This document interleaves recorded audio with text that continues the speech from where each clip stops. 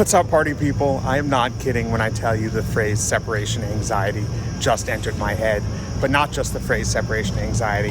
The spirits have informed me that I need to talk about separation anxiety from a different angle than we typically conceive of it. So the typical conception of separation anxiety is a nervousness of being apart from someone, and in the time preceding that departure or removal, one becomes quite anxious. So I'm not kidding when I tell you that my thoughts on separation anxiety are being removed from what we're used to, the comforts of our own home, let's say, the pleasures of our stuff, the material world that we grow attached to. I mean, it's pretty obvious why, because I recently went through it.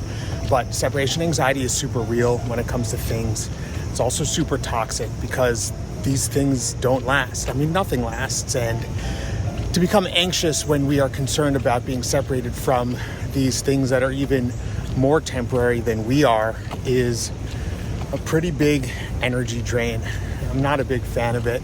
I'm also walking through Columbia University's campus right now, which is one of the longest lasting things in New York that is likely not going to be removed or separated from us anytime soon. And the energy and the feeling I get here is one of comfort, of reliability, of stability, because these buildings are quite old. The university is quite old. The function the university plays in the city, the life of the city, and the life of the people that engage with it and are employed here or attend school here is one absent of separation anxiety, in as much as the university is going to be here for a while. Obviously, everyone through here has their own narrative and personal struggles that may or may not be related to your typical conception of separation anxiety. And this is a Sunday sermon, by the way.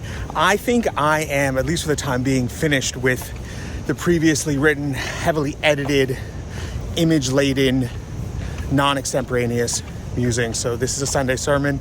It is early Sunday morning, and I'm bringing it to you. Obviously, you're going to see it first on Monday, but this is the way it's going to be for some time. I'm feeling a lot of love in this new process. I'm feeling a lot of positivity in letting the spirits guide me through these weekly videos, at least for the time being. And hey, it could pivot in the future, but a lot of the barriers, a lot of the rigidity, a lot of the staticness of my old content, which I love, has been stripped away and has given way to this more free-flowing, more yielding, more malleable way of bringing forth what I have inside of me. So separation anxiety is interesting. I'm living with my parents right now. I never really experienced separation anxiety when being apart from them, but a lot of my friends, I remember growing up, there would be some of that, and I definitely have experienced that in my romantic in relationships, really, that partners or myself feel anxious before, during, or after some separation, whether it be short or long-lived. And I really think that's a downstream from the fact that we don't have extended kinship networks. I've written about this to a slight degree before on one or two of my posts, but kinship networks used to fill the role that one or maybe two people, if we're talking about our parents, fill now, and maybe one person, if we're talking about our significant other, fills. It's really unhealthy. I mean, we evolved to not have to endure separation anxiety because we were all surrounded by people that we were tied to, whether it be via blood or tribal affiliation, I guess in my case, like religious affiliation, if you're going way back in the day, or some sort of shared commonality. And people are anxious now because they don't have that network. But what we have is the network of social media. Now, as long as we're connected to that, we don't need to feel separation anxiety. And it's sick, it's twisted, it's postmodern, or maybe that's what the old me would have said. But I fully embraced it.